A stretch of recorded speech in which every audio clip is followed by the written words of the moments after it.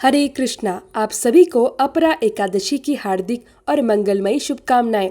आज का यह पावन दिन अत्यंत शुभ और पुण्यदायी है, क्योंकि आज है अपरा एकादशी, जो ज्येष्ठ मास के कृष्ण पक्ष में आने वाली अत्यंत फलदायी एकादशी मानी जाती है। अपरा अर्थात अपार फल प्रदान करने वाली ऐसी दिव्य एकादशी जो मन, वचन और कर्म से जाने अनजाने में हुए समस्त पापों को नाश कर देती है, वही पवित्र और महान व्रत है अपरा एकादशी। इस एकादशी का व्रत विशेष रूप से मोक्ष, पुण्य, यश और कीर्ति की प्राप्ति के लिए किया जाता है। कहा जाता है कि कलयुग में जो भी भक्त श्रद्धा और सच्ची भक्ति भाव से इस व्रत को करता है, उसे तीर्थ स्नान, ब्राह्मण सेवा, दान, यज्ञ और हवन के समान पुण्य फल स्वतः ही प्राप्त हो जाता है। आज से सहस्त्र वर्ष पूर्व यही दिव्य ज्ञान भगवान श्री कृष्ण ने धर्मराज युधिष्ठिर को प्रदान किया था, और आज वही पावन क्षण पुनः हमारे जीवन में उपस्थित हुआ है, जब हम सभी श्रद्धा और भक्ति के साथ अपरा एकादशी की महिमा को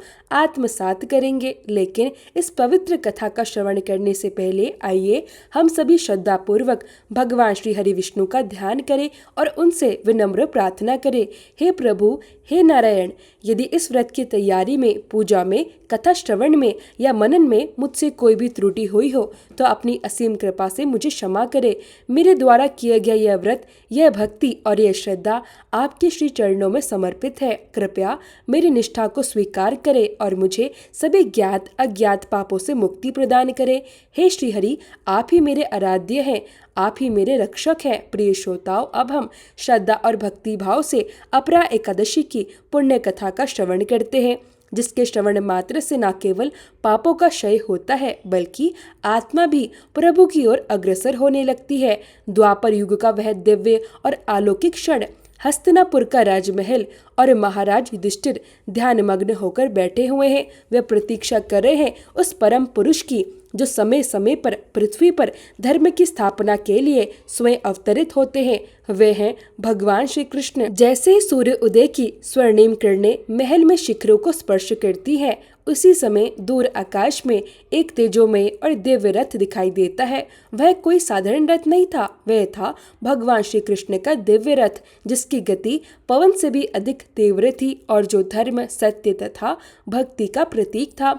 शंख की मधुर और पवित्र ध्वनि के साथ भगवान श्री कृष्ण अपने विशाल नेत्रों में करुणा, मुख पर दिव्य तेज और हृदय में अपार प्रेम लिए युधिष्ठिर महाराज के सम्मुख प्रकट होते हैं। उनका आगमन केवल कथा सुनाने के लिए नहीं था, अपितु धर्म को पुनः स्थापित करने के लिए था। भगवान श्री कृष्ण के दर्शन होते ही धर्मराज युधिष्ठिर अत्यंत विनम्रता और श्रद्धा के साथ उन्हें साष्टांग प्रणाम करते हैं, फिर हाथ जोड़कर विनय पूर्वक निवेदन करते हैं, हे माधव, कृपया करके मुझे इस पवित्र एकादशी व्रत की कथा सुनाइए, जो आत्मा को शुद्ध करे, समस्त पापों का नाश करे और जीव को भगवान के श्री चरणों में स्थान प्रदान करे।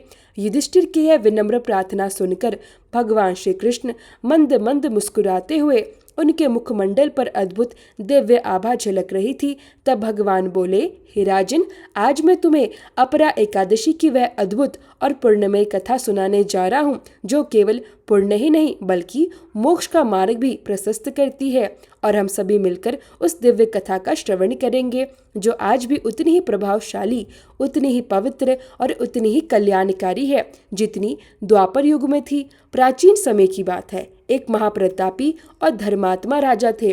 उनका नाम था महिध्वज। राजा महिध्वज अपने स्वभाव के अनुरूप अत्यंत धर्मपूर्वक और न्याय के साथ राज्य किया करते थे। उनके शासन में प्रजा सुखी, संतुष्ट और समृद्ध थी।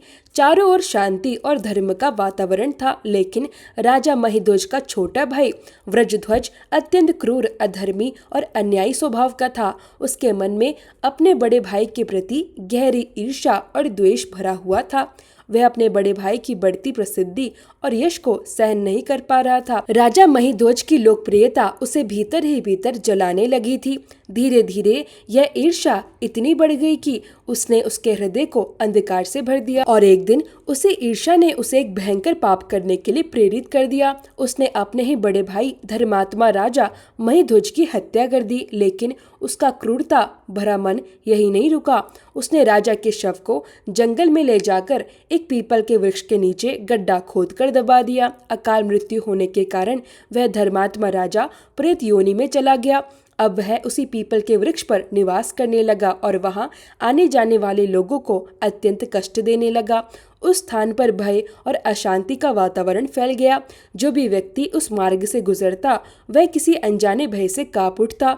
एक दिन संयोगवश महान तपस्वी महर्षि धौम्य उस मार्ग से होकर गुजर रहे थे।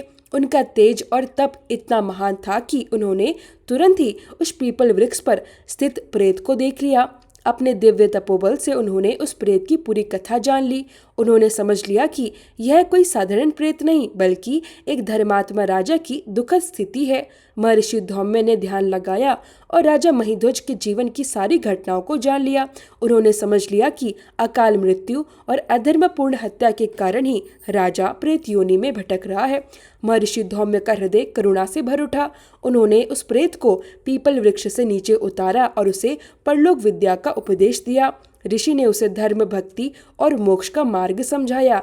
साथ ही यह भी बताया कि ईश्वर की कृपा और एकादशी व्रत का प्रभाव कितना महान होता है। इसके बाद महर्षि धौम्य ने स्वयं राजा की मुक्ति के लिए अपरा अर्थात अचला एकादशी का व्रत किया। उन्होंने अत्यंत श्रद्धा, नियम और पूर्ण भक्ति भाव से भगवान श्री हरि की उपासना की। पूरे विधि विधान से व्रत संपन्न किया। जब व्रत पूर्ण हुआ तब महर्षि ने उस व्रत के समस्त पुण्य फल को प्रेत बने राजा महिध्वज को अर्पित कर दिया।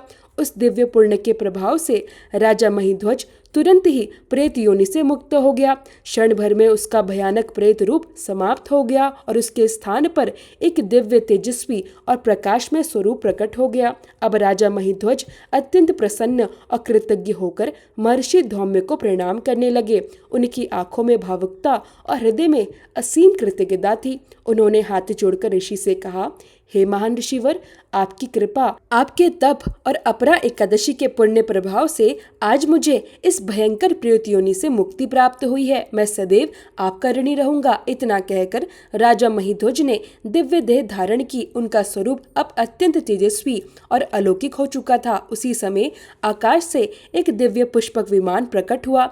चारों ओर सुगंधित पुष्पों की वर्षा होने लगी। देवताओं के मधुर वाग बजने लगे। राजा महिध्वज उस दिव्य विमान में बैठकर स्वर्गलोक की ओर प्रस्थान करने लगे। उनके मुख पर शांति, संतोष और भगवान के प्रति अटूट भक्ति झलक रही थी। इस प्रकार अपरा एकादशी के पुण्य प्रभाव से एक प्रेत योनि में भटकती आत्मा को भी मोक्ष की प्राप्ति हुई। भगवान श्री कृष्ण ने आगे धर्मराज युधिष्ठिर से कहा, हे राजन, मैंने लोक कल्याण के लिए तुम्हें यह अत्यंत पवित्र और पुण्यदायी कथा सुनाई है। जो मनुष्य श्रद्धा और भक्ति भाव से इस अपरा एकादशी की कथा को पढ़ता है, सुनता है अथवा इसका स्मरण करता है, वह समस्त पापों से मुक्त हो जाता है। भगवान श्री कृष्ण आगे कहते हैं, इस एकादशी का व्रत करने वाला मनुष्य ब्रह्म हत्या, निंदा, छल, कपट और अन्य अनेक पापों से भी मुक्त हो जाता है। उसे इस लोक में यश, कीर्ति और सुख प्राप्त होता है तथा अंत में वह भगवान के धाम को प्राप्त करता है। धर्मराज युधिष्ठिर भगवान श्री कृष्ण की इस दिव्य वाणी को अत्यंत श्रद्धा और भक्ति के साथ सुन रहे थे। उनका मन भगवान की भक्ति में पूर्ण रूप से लीन हो गया। प्रिय श्रोताओं, अपरा एकादशी केवल एक व्रत नहीं है, यह आत्मा की शुद्धि, भक्ति की गहराई और प्रभु से जुड़ने का एक दिव्य माध्यम है। भगवान श्री कृष्ण कहते हैं कि जो पुण्य फल कार्तिक पूर्णिमा के दिन त्रिपुष्कर में स्नान करने से या गंगा तट पर पितरों का श्रद्धा पूर्वक पिंडदान करने से प्राप्त होता है, वही दिव्य फल केवल अपरा एकादशी का व्रत करने मात्र से भी प्राप्त हो जाता है। इसी प्रकार मकर संक्रांति के समय प्रयागराज में स्नान करने से, शिवरात्रि का व्रत करने से, सिंह राशि में बृहस्पति के होने पर पवित्र गोमती नदी में स्नान करने से, कुंभ पर्व में श्री केदारनाथ जी तथा बद्रीनाथ जी के दर्शन करने से, सूर्य ग्रहण के समय कुरुक्षेत्र में स्नान करने से, स्वर्ण दान करने से अथवा अर्घ प्रसूता गौदान करने से जो महान पुण्य प्राप्त होता है, वही पुण्य अपरा एकादशी के व्रत के प्रभाव से सहज ही मिल जाता है। भगवान श्री कृष्ण के अनुसार अपरा एकादशी का व्रत पाप रूपी विशाल वृक्ष को काटने वाली तेज कुल्हाड़ी के समान है। इस पवित्र एकादशी का श्रद्धा और भक्ति के साथ पालन करने से मनुष्य अपने समस्त पापों से मुक्त होकर अंततः वैकुंठ धाम को प्राप्त होता है। इसके पश्चात भगवान श्री कृष्ण ने अपरा एकादशी के महात्म्य का और भी विस्तार से वर्णन करते हुए कहा, हे युधिष्ठिर, ज्येष्ठ मास के कृष्ण पक्ष में आने वाली यह पावन अपरा एकादशी अत्यंत दुर्लभ और कल्याणकारी है। जो भी श्रद्धालु इस एकादशी का विधि पूर्वक पालन करता है वह अत्यंत भयंकर और जघन्य पापों से भी मुक्त हो जाता है, जैसे भ्रूण हत्या, ब्रह्म हत्या, अनैतिक संबंध, झूठ बोलना, झूठी गवाही देना, संपत्ति के लोभ में वेदों का अध्ययन और अध्यापन करना, अपनी मनमर्जी से झूठे शास्त्र और मनगढ़ंत ग्रंथों की रचना करना, ज्योतिष के नाम पर लोगों को भ्रमित करना, झूठा वैद्य बनकर भोले लोगों को ठगना, ऐसा भयंकर पाप भी अपरा एकादशी के व्रत से नष्ट हो जाते हैं। यदि भूमि से भयवश भाग जाने वाला क्षत्रिय नरक का भागी बनता है, किंतु यदि वह भी श्रद्धा से अपरा एकादशी का व्रत कर ले तो उसे स्वर्ग की प्राप्ति हो सकती है। जो शिष्य अपने गुरु से विद्या प्राप्त करने के बाद उसी गुरु की निंदा करता है वह निश्चित रूप से नरक में जाते हैं, किंतु अपरा एकादशी का व्रत करने से उनके लिए भी स्वर्ग के द्वार खुल जाते हैं। एकादशी व्रत का महत्व तभी पूर्ण माना जाता है जब हम भगवान श्रीहरि के साथ साथ उनकी परम प्रिय भगवती तुलसी माता की आराधना भी करें। तुलसी केवल एक साधारण पौधा नहीं है, बल्कि वह स्वयं लक्ष्मी स्वरूप है। उनके पवित्र स्पर्श मात्र से भगवान श्री विष्णु की पूजा पूर्ण और स्वीकार मानी जाती है। ऐसा कहा जाता है कि जिस व्रत, कथा या पूजन में तुलसी दल अर्पित नहीं किया जाता वह भगवान श्री हरि तक पूर्ण रूप से पहुँचते ही नहीं। इसलिए प्रिय श्रोताओं, एकादशी व्रत की कथा के साथ साथ हमें भगवती तुलसी माता की पावन कथा का श्रवण भी अवश्य करना चाहिए। प्राचीन कथा के अनुसार एक बार एक बूढ़ी माई थी जो नियमित रूप से 11 माता यानी एकादशी का व्रत रखा करती थी। वह बड़े प्रेम और श्रद्धा से तुलसी के पौधे की सेवा किया करती। रोज सुबह तुलसी माता को जल चढ़ाती, उनका पौधा सींचती और बिना तुलसी माता की पूजा किए अन्न या जल तक ग्रहण नहीं करती थी। जब भी वह बूढ़ी माई तुलसी के पौधे को सींचती तब हाथ जोड़कर विनम्र भाव से कहती, हे तुलसी माता, सत की दाता, मैं तेरा बिरवा सींचती हूँ, मुझे बहू दे, पीले रंग की धोती दे, मीठा ग्रास दे, वैकुंठ में वास दे, अच्छी मौत दे, चंदन का काठ दे, अच्छा राज दे, खाने को दाल भात दे और 11 के दिन कृष्ण का कांधा दे। बूढ़ी माई की यह भाव भरी बात सुनकर तुलसी माता धीरे धीरे सूखने लगी। तुलसी माता को इस प्रकार दिन प्रतिदिन सूखता देखकर एक दिन भगवान श्री कृष्ण ने पूछा, हे तुलसी, तुम दिन प्रतिदिन क्यों सूखती जा रही हो? तब तुलसी माता बोली, प्रभु, बस मेरे मन की बात मत पूछिए। भगवान श्री कृष्ण मुस्कुराकर बोले, यदि मैं नहीं पूछूंगा तो फिर कौन पूछेगा? तब तुलसी माता विनम्र स्वर में कहने लगी, हे प्रभु, एक बूढ़ी माई रोज आती है और अपनी मनोकामनाएं कहकर चली जाती है। उसकी सारी बातें तो मैं पूरी कर दूंगी, लेकिन कृष्ण का कांधा मैं कहाँ से लाऊंगी? तब भगवान श्री कृष्ण प्रेम से बोले, हे तुलसी, जब वह बूढ़ी माई इस संसार को छोड़ेगी तब मैं स्वयं आकर उन्हें कांधा दूंगा। तुम बूढ़ी माई से यह बात कह देना।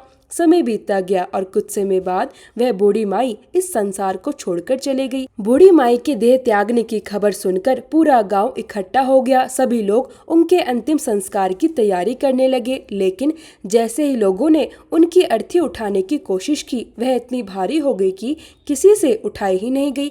गांव वाले हैरान होकर कहने लगे, अरे यह तो बहुत धर्मात्मा थी, बहुत संस्कारी थी, दिन रात पूजा पाठ करती थी, इन्होंने तो कभी कोई पाप भी नहीं किया, फिर इनकी अर्थी इतनी भारी कैसे हो गई? तभी वहाँ एक बूढ़े ब्राह्मण के वेश में भगवान श्री कृष्ण पहुँचे। उन्होंने आकर पूछा, यहाँ इतनी भीड़ कैसी लगी है? गांव वालों ने उत्तर दिया, एक बूढ़ी माई का देहांत हो गया है।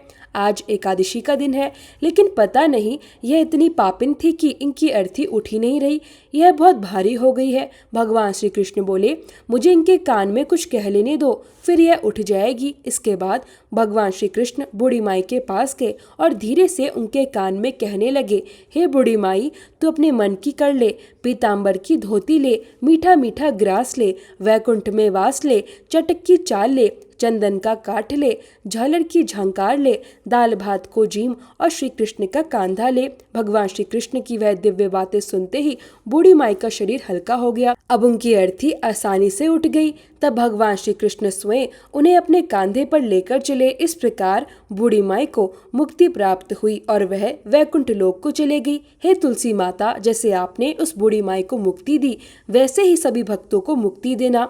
जैसे भगवान श्री कृष्ण ने उन्हें अपने कांधे का सहारा दिया, वैसे ही हम सब पर भी अपनी कृपा बनाए रखना। प्रेम से बोलिए श्री कृष्ण भगवान की जय, तुलसी माता की जय।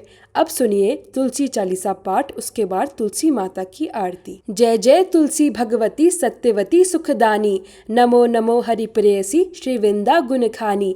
श्री हरि शीश बिरजनी देहु अमर वर अम्ब, जनहित है वृंदावनी अब न करो विलंब।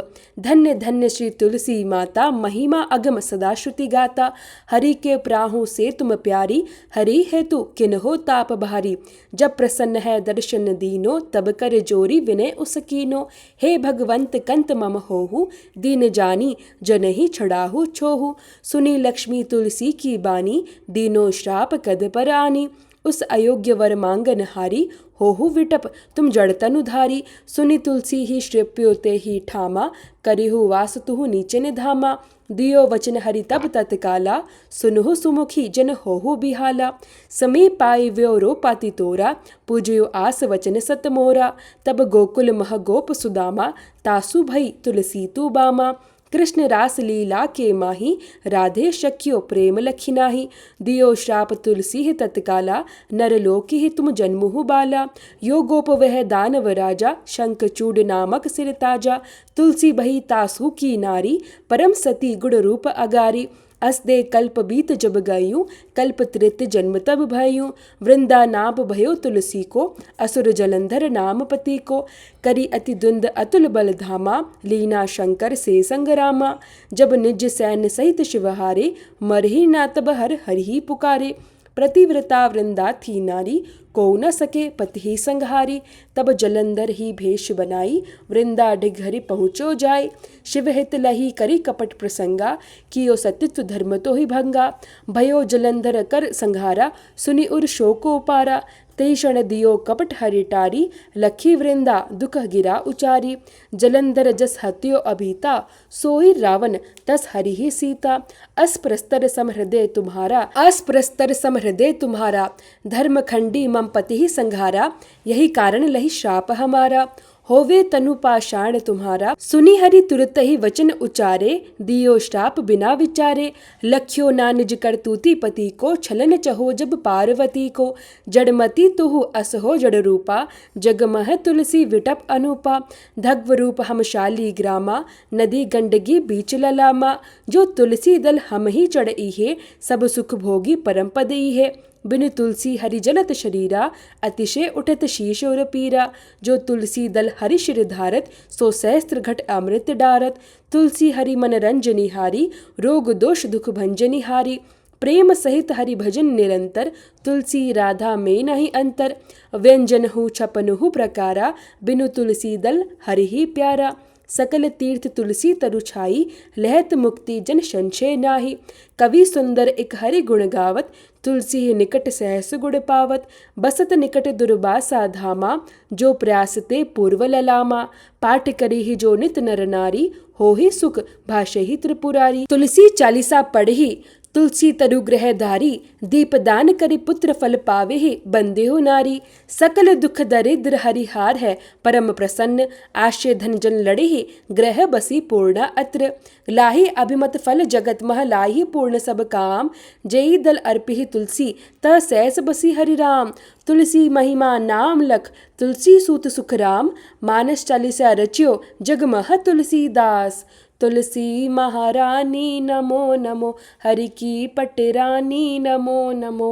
तुलसी महारानी नमो नमो, हरि की पटरानी नमो नमो। धन तुलसी पूरण तब कीनो, शालीग्राम बनी पटरानी। नमो नमो तुलसी महारानी, नमो नमो हरि की पटरानी। नमो नमो जाके पत्र मंजरी कोमल, श्रीपति कमल चरण लपटानी। नमो नमो तुलसी महारानी, नमो नमो हरि की पटरानी। नमो नमो कौन महीने बोई रानी तुलसा, कौन महीने हुई हरियाली। नमो नमो तुलसी महारानी, नमो नमो हरि की पटरानी। नमो नमो कौन महीने हुई तेरी पूजा, कौन महीने हुई पटरानी। नमो नमो तुलसी महारानी, नमो नमो हरि की पटरानी। नमो नमो आषाढ़ मास में बोई रानी तुलसा, सावन महीने हुई हरियाली। नमो नमो तुलसी महारानी, नमो नमो हरि की पटरानी। नमो नमो कार्तिक मास में हुई तेरी पूजा, मंगसिर मास हुई पटरानी। नमो नमो तुलसी महारानी, नमो नमो हरि की पटरानी। नमो नमो धूप दीप नैग्व आरती, पुष्पन की वर्षा बरसानी। नमो नमो तुलसी महारानी, नमो नमो हरि की पटरानी। नमो नमो 56 भोग 3600 व्यंजन, बिन तुलसी हरि एक न मानी। नमो नमो तुलसी महारानी, नमो नमो हरि की पटरानी। नमो नमो जो तुलसी को सवेरे गाए, श्री कृष्ण के दर्शन पाए। नमो नमो तुलसी महारानी, नमो नमो हरि की पटरानी। नमो नमो जो तुलसी को दोपहर गाए, खीर खांड का भोग लगाए। नमो नमो तुलसी महारानी, नमो नमो हरि की पटरानी। नमो नमो जो तुलसी को सांझ को गाए, श्री कृष्ण की आरती उतारे। नमो नमो तुलसी महारानी, नमो नमो हरि की पटरानी। नमो नमो जो तुलसी को रात को गाए, श्री कृष्ण के चरण दबाए। नमो नमो तुलसी महारानी, नमो नमो हरि की पटरानी। नमो नमो सभी सखी मैया तेरो यश गावे, भक्ति दान दीजे महारानी। नमो नमो तुलसी महारानी, नमो नमो हरि की पटरानी। नमो नमो तुलसी महारानी, नमो नमो हरि की पटरानी। नमो नमो प्रेम से बोलिए तुलसी मैया की जय।